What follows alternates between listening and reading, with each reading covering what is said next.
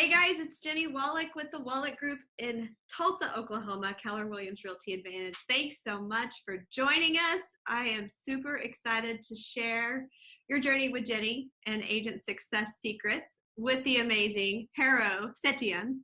How to do? Haro. You thought you had the first name and you went to the last name. It's all good. Haro. I said Haro. You did say Haro.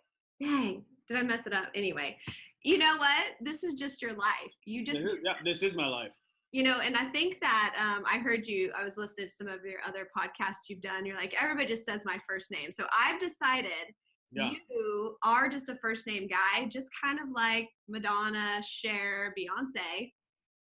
They're all divas. I was with you until you hit Beyonce. All right. I think Madonna's kind of cool. Cher is Armenian, so she gets, a certain level of respect. Beyonce is beyond me. Badonk-a-donk. Wow. All right, so let's get to it. Let's just share with everyone where you're from, where you've been, where you're going, some of the production that you've had recently, and then what your big goals are for this year. We're going to dive into the meat of super duper success with lots of failure sprinkled in along the way. Okay. So grew up in Boston, Patriots fan, and moved to South Carolina in 1995 to go to college.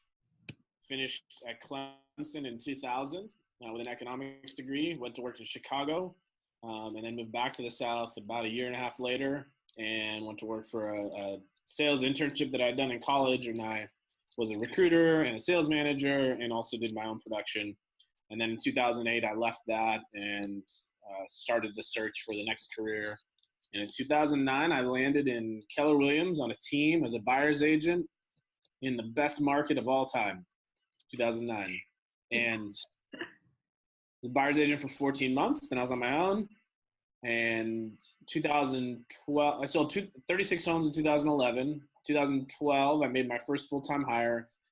Late 2011 is when I went to my first national Keller Williams event, and my vision and my ability to see what was possible blew up. I had read MREA, Millionaire Real Estate Agent, several years previous to being in real estate. And I said, man, that's really cool. If someone did that, that'd be really good. So 2012, early 2012, I hired my first full-time assistant, administrative person. By the end of that year, we were 4, and we closed 50 transactions, and then 124, 185, 258, 412, 478 last year. Just under $3 million in GCI, $96 million in volume, and we're on track for about the same, maybe even a little bit less this year. We've restructured a lot. We've gotten out of business with people that we realized, well, for whatever reason, there's a million reasons that happened. And this year's it's kind of a restructuring year, rebuilding year. We redid our core values, our mission statement, and the goal was to lay a foundation. We have a very good leadership team, a solid core. There's 5 of us. There's 22 people on the team total. Me and 4 others as the key leaders. And then our target, 10-year target, is $100 million in GCI in 10 years. So to get to $100 million. So in 2028, we want to be an organization that does $100 million in revenue. So that's the vision. The short term is that in 3 years, we'll be at $6.5 million, which we did, like I said, we'll be just under $3 million this year. We had $6.5 million, 1,000 units in our local market, and then whatever it takes from there to $100 million. You're pretty clear on this vision. Yes. Where does that come from? Where does that perseverance and grit come from? It's a good question. There's so many pieces to that. So, if you'd asked me that 5 or 6 years ago, I just kind of expected that if other people could do it, I could do it too. Yeah. So that was my expectation. And that, there are still people that are growing at a faster pace or have bigger businesses, clearly. And I think, that expectation has helped fuel where we are. The other thing is I really enjoy working with great people. And when you have great people, great things happen. And we've been lucky that that's been the case. Like we've gotten in business with several really great people, some that are still with us and some that have moved on to other opportunities. And it's really driven our growth. And then the clarity on the vision and our values was actually part of an exercise. I mean, my vision was kind of big anyway, but it was part of an exercise that we did as a leadership team together. It was really articulate, where do we collectively want to be 10 years from now? That's big, hairy, audacious, kind of makes you wet your pants a little bit, to think about how to get there. And that's what kind of set that in motion. And then, I have an underlying philosophy about business that's also really important to me.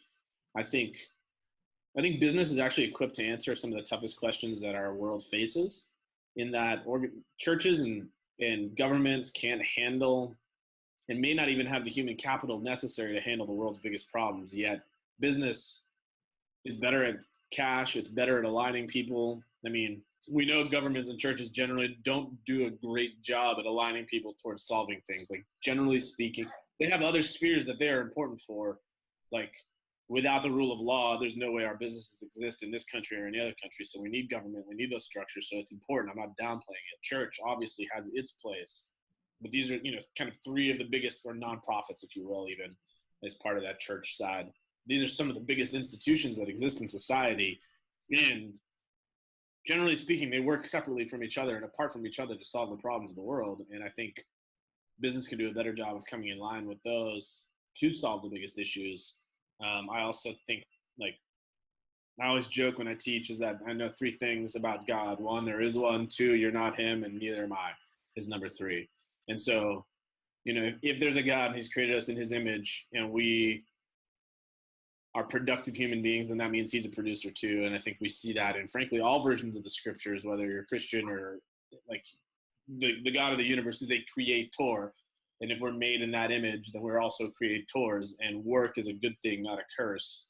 And I think most people live in work as a curse and not a good thing to be embraced. And, like, even the mindset of, I work so I can fund my perfect life, somehow makes work a lesser thing. Like, I'm working because that's mercenary for this other end over here, that's actually the good thing. And this is just something I have to endure until I can get to that. And I just think that that's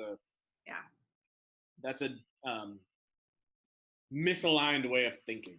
And I don't, frankly, buy that philosophy. I believe I'm living my perfect life and being a productive, valuable member of society that delivers great products and services, that employs people. And I mean, literally people's lives change when they come to work for you. And frankly, that happens regardless of your intentionality around it. And when done with intentionality, it can be so much better. Well, let's just go there. You started down the path of building a great team. I mean, in order for others to allow you to have this big business, this big vision, you've got to find people that also think that way. They're already accountable people. They're already big thinkers. So how do you find them? So I think the conversation, like, so there's a class that obviously you're familiar with called Career Visioning, which I love and I'm a student of and actually teach. And I love that. And there's a class before the class. And I don't know what the name of the class before the class is, but it's something about mission, vision, values. And I don't know that you find great people unless you articulate what you are and are really clear about what that is. And because you could have a great person, but if they're not aligned with the vision of the organization or you as an individual, then it's not going to be a great relationship. So I think that's first step, is to get really clear on mission, vision, values. So we need to create a class, because you're absolutely right. I just took Career Visioning with Seth Campbell. And when asked in the very beginning who has a mission statement, 2, maybe 3 out of the room. So this needs to be something that we all dig deep on, whether it's our personal mission statements and then sharing it with our team and having buy-in. And right. Yeah, I mean, critical. Because that's what drives us. And at the end of the day, I actually learned this from Seth, it was either Seth or John Davis that I first heard this, but I don't want people that are loyal to me. I want people that are loyal to the mission of the organization. And that's way better because I'm going to let them down. If you're loyal to me, like you're going to get pissed off. Because I'm going to let you down. I'm going to make you angry. I'm literally going to do something. I'm going to wrong you at some point. Like it's just going to happen because I'm a human and you're a human. And I'm a mess. Just how it works. So I don't need your loyalty. I need to be loyal to the mission of the organization, and the organization needs you to be loyal to the mission of the organization. Love that. So I think that's important. What was I answering? About finding great people. Yeah.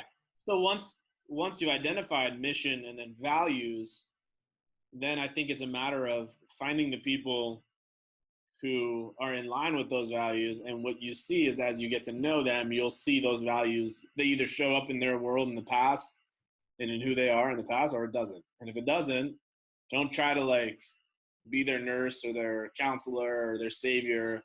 You know, they're just not good for the organization. I was just reading, I never actually read this book, Good to Great.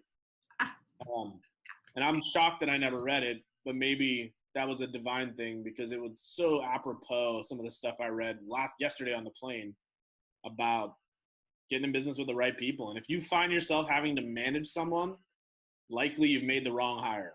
And I was like, wow, I don't know that I've ever seen it that clear in writing like that, that great people don't make you feel like a lousy manager. The moment you start feeling like a lousy manager, you have a hiring issue. That's a good one. I was like, that's such freedom. Great people don't make you feel like a lousy manager. Yeah, and I'm not saying like someone is even saying like you're a lousy manager, but you just in your head, you're like, okay, how can I help this person? What systems do I have to devise to help this person? Like you got a hiring problem. Yeah, right. Well, you have a class that you teach. You've been teaching it. So Are you traveling? What's the plan with this great class? Yeah, I usually do it once a month. Yeah. I would love to tweak and tune it even more because I've learned so much along the way. And, you know, my goal is to make it really interactive and for the people to walk away from it feeling like they got value. And I pretty much feel like I've nailed that every time. And it's just, and that's not it sounds almost a little self-aggrandizing, whatever. But I really like being transparent about the pains that we've had. The class is 7 million to 96 million in 6 years, all the failures, and just being transparent about the things that we've screwed up. And it's like, I wrote the PowerPoint for that class. And then from the point that PowerPoint ended, like the period in time I wrote it through, like since then I haven't updated it. And I've had like I could write in a whole new class since that time of stuff we screwed up, which I still incorporate in, but I have like this timeline of events, of disasters.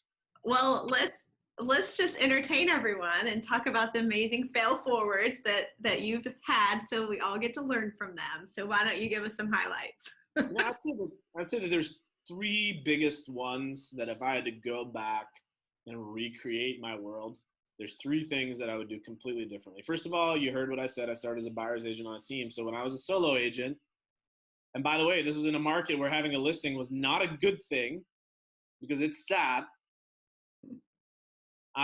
When I started my business on my own, my first year, the year I sold 36, 13 of them were listings, 23 were buyers. And then the following year, that same trend continued. It was like, I think we sold 50 houses and it was like 14 listings, 36 buyers. Right. And that buyer heaviness has continued to this day. And I didn't build as strong a listing muscle back then. And we got really comfortable hiring buyer's agents. And we saw that we had some proclivity in that. And I actually had a really good leader there. And so we just kept doing that and neglected to build the listing side out. So if I had to start all over again, I probably wouldn't work with a buyer at all. Maybe under the circumstances, like if they were my listing, if the same client. So that'd probably be the only buyers I would work with if I did this over again, especially in the beginning. Because I don't know who they are, but they say that it takes 16 hours to close a buyer and 6 hours to close a seller. And the specific numbers aren't even really that important. It's the ratio. You can almost think about it as and I say this in every one of my classes, like, is it okay if we have a business owner conversation rather than an agent conversation. As a business owner, I've really got to think about how I allocate time for the sake of the business. And anybody can think that way. I mean, if you have a family, you should think that way, because certain tasks pay better than other tasks. And you should be doing more of those and less of the lower paying ones. Just from if you're going to spend time away from your family, you better make it the best possible time. Great. So if it takes 16 hours to close a buyer and 6 hours to close a seller, we could say that every time you work with a buyer, you've said no to 2 to 3 sellers. Ouch. Yeah. So what would that 16 hours of, if you had just used that for lead gen, could you have generated 3 additional buyers or sellers with that time? So that's like the thought in my head. And if you actually want to like supercharge that thought, then it's, what if you spent the 6 hours on a listing on finding talent, and you probably need about 5 to 10 listings worth of time to find the person that could sell 100 listings for you. Do you ever sleep? Does your mind just always turn? I do sleep. Sleep is what helps the mind turn. There you go. So that would be number one. A listing focus would be number one. Number two, Gary says it, there's a list somewhere, you can find it on KW Connect, of 10 things that stop people from being a millionaire real estate agent. And one of them is not taking a stand on the first hire. Well, we did not take a stand on the first hire. We hired, you really want an empire builder, empire protector type of person in that first hire, and you don't want to move on from that first administrative hire until you have someone that has the capacity to build out the rest of the operations team for your business. And some people are like, well, Haro, I don't want a business as big as yours. I understand. If you're going to spend the time hiring, why not hire the best possible person? True. And as you've traveled around and talked with other agents, do they say that that's hard to do? I don't know. I haven't thought about that. I mean, at the end of the day, the hiring thing is also a skill. And so it's going to take many repetitions to get it right. So you may have to hire this role 3, 4, 5 times before you get it right. But you should not move on from this one until you master it. And then the next hire, and this is mistake number 3, if you will. So first one was not listing focus. Second, not taking a stand. Next one would be, had an admin person in place. The following hire should always be another administrative person hired by the first administrative person, but I didn't do that.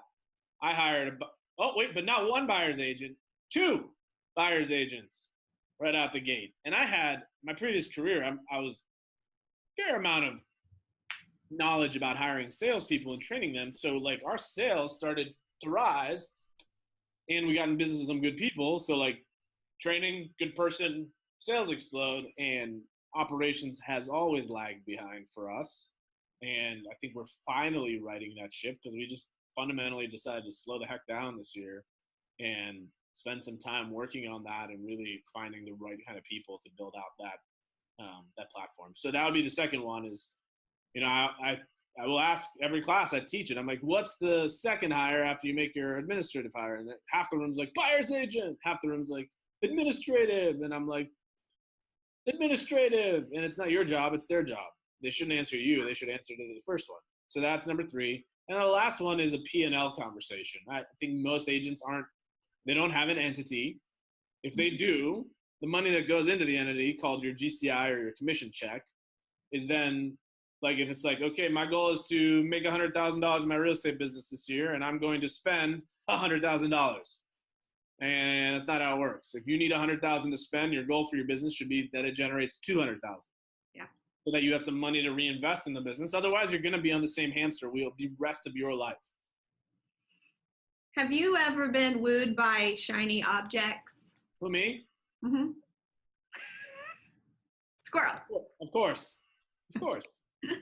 So let's talk about some of the mistakes you've made in hiring or using tools or technologies that has eaten some of your budget. So we didn't go as deep on the P&L mistake. And because of our average price point, I haven't had the money luxury to fool around with money as much, which is Kind of good. It's been decent discipline. I still like nice things and I like spending money. I think it's just, you feel like you killed something and brought it home. It's Yeah. just something about like this primordial, I spent money and I got this. And that's not the best for business. Shiny objects, I think I have had several hires I've made where the individual has been, notice I said several, like call me a fool because that's okay. Because I several times hired the best candidate of one for a role. And that's been, you too, huh? Great. All right, I'm in good company. Yeah. So I think that's been my biggest challenge. I haven't, the expansion thing has been a shiny object for many people. It really doesn't hold that much appeal for me, not in our current state. So, when it's right, it's right. We'll do it. And I don't think we've tapped out what we can do here. True. Just short of 500 transactions in a market that did 13,000 last year. We got plenty of room to go. So I don't really have any. And my family's the kids are getting older, and like you can tell, like the conversations are getting richer, and there's more impact. Where the way I thought about it is when they were small was the time to build and work really hard, and I'm scaling back now. Yeah. Because I enjoyed being with them when they were small, and I knew if I had to allocate lots of hours at any point in their childhood, younger would be better than older. So I chose younger. So now I'm just not interested in adding more work to my plate. All right, let me ask you this. What do you see as agents as you're teaching this class and you talk with all of us and we've watched your growth and success? What is their biggest hang up or fear that holds them back from achieving what you have? We all have the ability.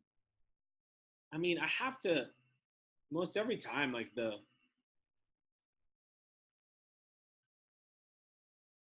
there's a pride in this, I have to do it. And I think there's a healthy aspect to that of like responsibility and I got to do it. And I think the higher level of thinking is there's only so many things that I could possibly be good at, that it's silly for me to think that I have to do it all. We all understand the concept of leverage, yet somehow we don't, like there's a bridge out between this point and this point, and we don't cover the gap. And when I explain it, I do the math in class on a flip chart on how by spending $60,000 on a great administrative leader will actually raise your hourly wage in the business of real estate by 50%. And I just worked the math out. And when I worked the math out, people are like, oh my gosh. And they're like, we don't want to spend 60,000. I'm like, yeah, you spent 60,000, but you made another 100. Or 200. Yesterday it went from, because I said, hey, what's the average commission in your area? All right, great. What's average agent in this market that's full-time in real estate? How many transactions could they do per year? And the class told me 20. I kind of threw up a little in my mouth when they said 20. And they gave me their reasons, and I didn't hear them very well, and we still settled on 20. But it was 20 times 12,000 average GCI, so it's 240,000. I said, how many hours a week does this person work? They said 60. I said, they work 60 hours a week, 50 weeks a year, and they only sell 20 houses. Like, someone needs to get their head checked. And whatever, 240,000, that's 3,000 hours, 60 hours a week, 50 weeks, 240 divided by 6,000, excuse me. Did I get that right? 50, 60, 3,000. 240 divided by 3,000 is $80 an hour. So then we said, okay, how many of those hours were admin hours that you spent of the 60? And everyone agreed, 50% of the time is administrative work that someone else could do. I said, great. So you just bought back 30 hours. And what you're telling me is that in 30 hours of sales work a week, you sold 20 units. So is it fair to say that if you had 60 hours and you held time constant, that 60 hours would generate 40 sales? Yes. I was like, go ahead and poke holes in it. All your C's in the room, poke holes in that. And they tried, and I said, okay, let me ask you another question. The more you do something, what happens to your skills at it? They get better. Okay, so can we just agree 40? All right, 40. 40 times 12,000, 480. Minus 60 on the assistant, 420. 420 divided by the same 3,000 hours is $140 an hour. So we went from $80 an hour, spent 60 grand to $140 an hour. Sounds like a great freaking deal to me. And I think that helps people like, oh my gosh. Like, Wow. And I said, that's every role on the team will do that to your hourly return. Every role on the team can do that. Now, is this a get rich quick scheme? No. It might take you 2 or 3 hires to get the person. That's the person that takes you from doing 240 to 480. And 70 or 50%, whatever the number was, percentage increase in your average wage, that's kind of worth pursuing that, figuring out that skill to get that return. Kind of worth it. So they all agreed and they went and hired assistants today. Yeah, they did. Just they held firm on it though. They took them all the way through the process. Right. Right? Today. Wow, that was a mind-blowing conversation of just how simple it really is when you just look at the numbers, understand, treat your real estate business like a business. Yep. So now for our closing. All right. I want to hear some dirt, some scoop. We want to know, out of all the stories that you share in all of your failures, what's one that we really can feel the pain of that you have lived? I mean, I can still tell you that today, like, if you said, Haro, do you have anybody on a 33 touch? I would look at you and I'd say, no, not really. We're working on it. And we did 500 units last year, just under. Whoa. Oh, here's another good one. I didn't have any written agent agreements for years. That gets messy. So let's talk about how that got messy. You know, it actually didn't get that bad because we focused on hiring great people. Okay. And it almost, I could see where it would go off the rails if we were in business with people that were less than full of integrity. And by God's grace, like, that didn't happen. And I'm like, holy cow, like, this could get really ugly. Yeah. And really painful, and like lots of drama, lots of pain. So I am thankful that it didn't get uglier. And I mean, we just literally last month finished up a version of agreements that's like, actually, I feel good about. Because previously it was just kind of, we're just blowing and going, man. Like, bring people on and just roll. And I'm kind of the mindset of like, I'm a little bit of abundance on when people leave. And you also have to protect the business for the sake of the people in the business, present and future. So both things also have to be held together. Yeah, so I felt like that was pretty sloppy. The other thing is, if you don't run the MREA numbers for your business with your assumptions in it, you really get sideways. Mm-hmm. Average commission in MREA is $7,500 a deal. Well, I was running $5,000 a deal a few years ago.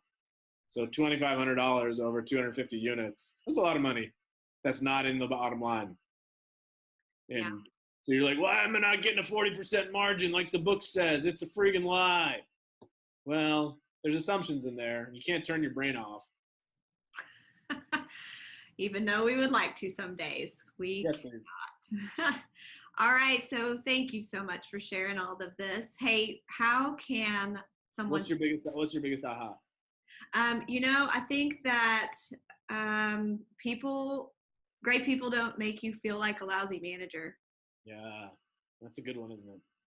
I think a lot of us struggle with why aren't they getting it? Why am I spending so much effort and time on them? I just need to be a better leader. My leadership's growing. I need to grow my lid. Whatever, and really what it is you suck at hiring. Yeah, so start over. And what that's really about is doing it enough and failing enough till you get really good to understand what talent really does look like. And then when talent does show up here in the world, you're like, oh, I like how this feels. Yeah, and when it shows up, or probably like you, I attracted enough great, talented, accountable people over the years that I've gotten lucky. Yeah. Right. I think a lot of us probably do that. We get really lucky and we're like, oh man, I nailed this. Yep. So that's not a good way to go. How can everyone send you a referral when they need one for you? I mean, there's one Haro, so it's not hard. Haro, Greenville, South Carolina. The crazy thing is, since our business has grown as much as it has, there's actually no other realtors left here, and they've all left town. So we're the only ones. So just send us all your business. Well, that's a really easy way to do that. And you're not the other one. You're the Greenville, South Carolina. I hear Greenville, South Carolina. There's actually Greenvilles in like 40 states. Yeah, So Greenville, South Carolina.